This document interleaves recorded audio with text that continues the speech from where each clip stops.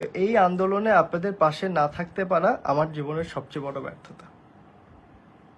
প্রথমবারের মতো আমার ছেলের সাথে আপনাদের সামনে এসে দাঁড়িয়েছি একজন অপরাধী মা। সেই সব মায়ের আমি অপরাধী যে যারা তাদের সন্তান হারিয়েছেন। আমি জানি না উপরালা আমাকে মাফ করবেন কিনা, কিন্তু আমি আপনাদের কাছে আমার ছেলের হয়ে মাফ চেয়ে নিচ্ছি। আপনাদের কাছে আমি করজোড়ে মাফ চাচ্ছি। যেই কথাগুলো আজকে বলবো হয়তো আমি এগুলো কখনো বলিনি,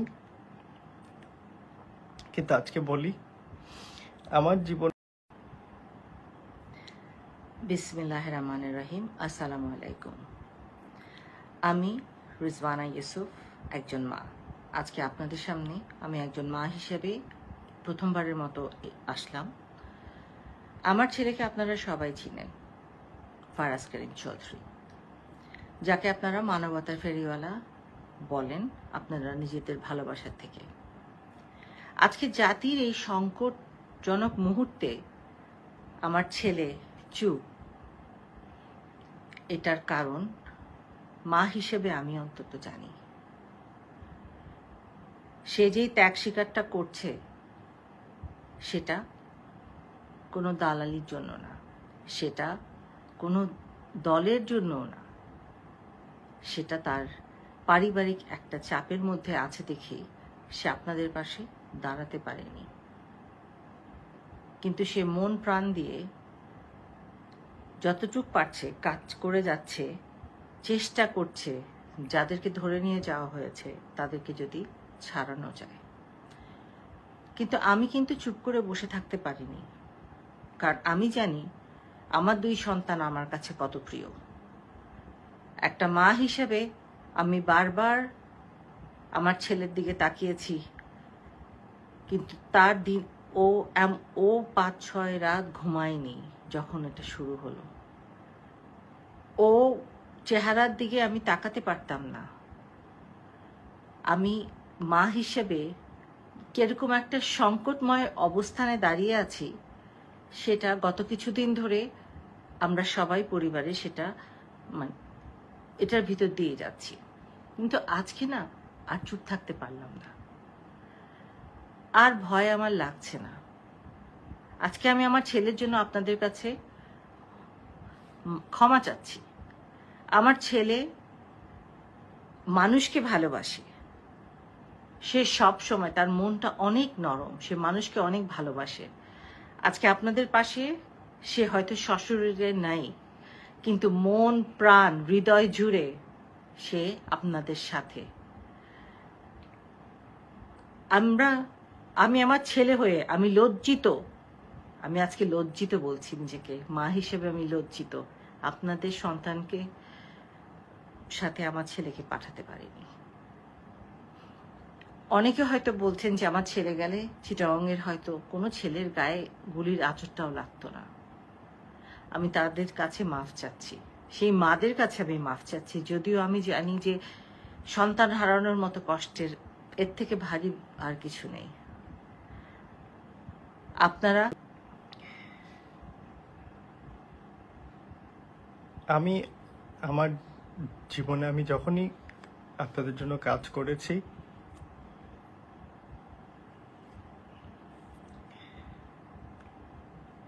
আমি সৎ নিয়তে কাজ করার চেষ্টা করেছি। যখন আমি আমার আব্বার রাজনৈতিক জীবনটা দেখি, আমাদের এলাকার মধ্যে যত সমস্যা, যে প্রতিহিংসার রাজনীতি, আমি সেগুলোরও সবসময় আমি কথা বলেছি। কিন্তু আমি এতটা কম ক্ষমতা ছিল আমার যে আমি আমার আশেপাশের অনেকের সাথে আমি পেরে উঠিনি। এটারই একটা জিনিস এবার আমি সাফার করলাম। আমাদের এই স্টুডেন্ট আন্দোলন হওয়ার সময় আমাদের এলাকায় কিছু কিছু ছাত্র শুধুমাত্র কোটা আন্দোলনের পক্ষে পোস্ট করছে বলেও তাদের উপর হামলা হয়েছে। আমি জানি না কেউ সাক্ষী দিবে কিনা, কিন্তু আমি কয়েকজন ছাত্রের জন্য আমি পরবর্তীতে সবার সাথে আমি যুদ্ধ করে আমি তাদের জন্য কাজ করেছি। আমার অনেক বড় ব্যর্থতা সব সময় ছিল, আমি জীবনে বেশিরভাগ সময় আমি আপনাদের জন্য কাজ করতে গিয়ে ব্যর্থ হয়েছি।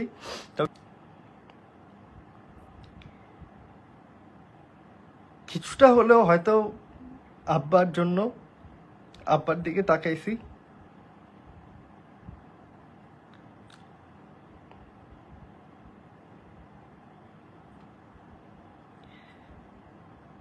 তবে আমি ভিতরে ভিতরে আমি কাজ করার চেষ্টা করছি। চিটংয়ে গুলিবিদ্ধ,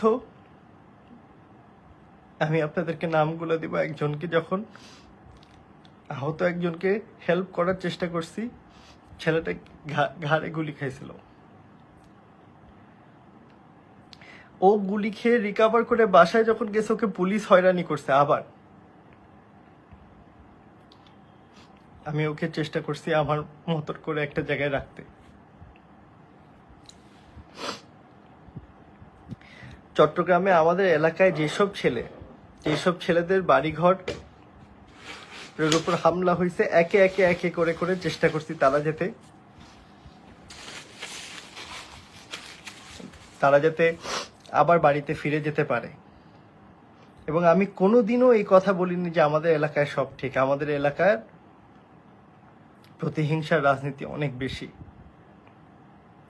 তবে আমি আপনাদেরকে একটা কথা বলি, আমি কখনো আমার জীবনে আমার সাথে যারা ছিল কেউ কোনোদিন এই কথা বলতে পারবে না যে আমি এইসবে কোনোদিন সমর্থন দিছি।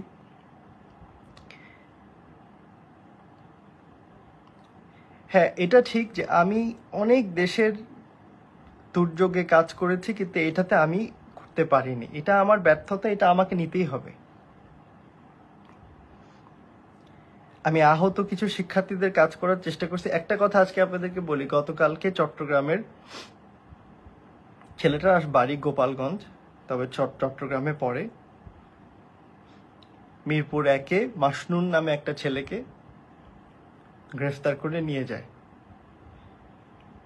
আমি জানি না এটা কেউ সাক্ষী দিবে কিনা। আমি 2 দিন ধরে, আমি প্রথমে আমার পরিচিত যাদের কাছে ওর জন্য বলি, ও কিন্তু কিছু করেনি, যে আঁকাআঁকি করছিল। ওর ভাইয়ের সাথে যোগাযোগ করি, পরবর্তীতে একজন শিক্ষকের সহায়তায় ও ছুটে আসে।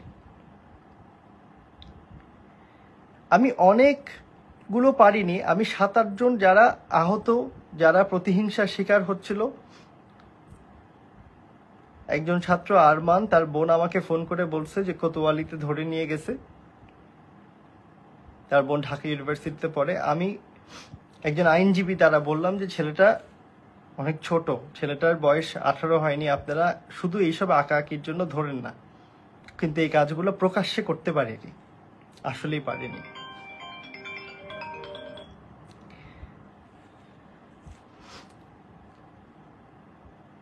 এটা একটু সাইলেন্ট রাখি।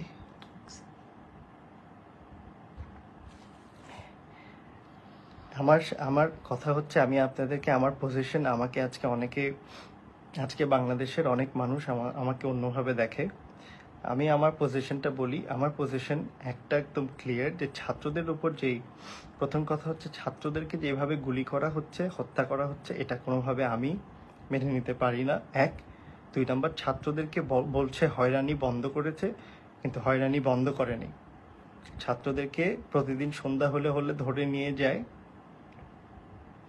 আমি বলে দিচ্ছি আপনাদেরকে, কোতোয়ালি থানা, চট্টগ্রাম, এমনকি চাঁদগাঁ থানাতেও একজনকে আমি অনুরোধ করে, আমার তার কোনো উপায় নেই, আমি বোঝাই যে উনি কিছু করে নেই, আমি চেষ্টা করছি। আপনারা আজকে আমার কোনো লাইভের কোনো প্রিপারেশন, আজকে আমাকে আম্মা আমাকে বললো যে তুমি পুরো বাংলাদেশের মানুষের কাছে আজকে এরকম হয়ে গেছো। আমারও তো দুঃখ লাগে, আমার খারাপ লাগে, কিন্তু আমি দোষ করছি এটা নিয়ে আপনাদের সাথে আমার কোনো,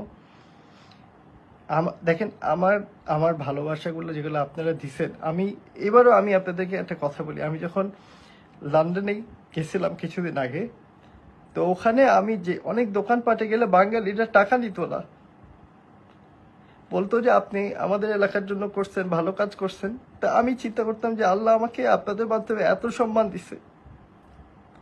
আমি আজকে এই কথাগুলা আপনারা অনেকে, আমি জানি আপনারা এখনো আমাকে অনেকে খারাপ বলবেন, আমি মাথা পেতে নেব। আমি ওই ধরনের না যে আপনাদের সাথে আমি কোনো যুদ্ধে যাব। আপনারা যেটা বলবেন, যেভাবে বলবেন,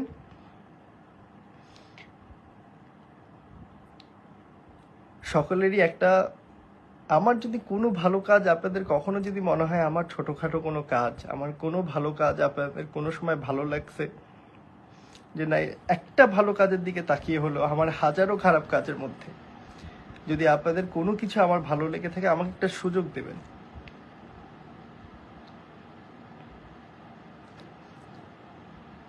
আমি কোনো রাজনীতি করার আপনাদের থেকে কোনো সুযোগ চাই না, আমি কোনো সমাজে কাজও করব না আপনাদের অনুমতিক্রমে। কিন্তু সুযোগ চাই হচ্ছে যে আমি যাতে বাংলাদেশের মানুষের কাছে শত্রু না হয়ে যাই। আমি এই যতটুকু কাজ করছি, যতটুকু সম্মান দিয়েছেন, এটুকুই আমার সমাপ্তি। আমি এর বাইরে আমি নতুনভাবে আপনারা জানেন যে আমার বিবাহিত এখন। যদি অনুমতি পাই, আপনাদের অনুমতি পাইলে ক্ষমার প্রায়শ্চিত করার চেষ্টা করব।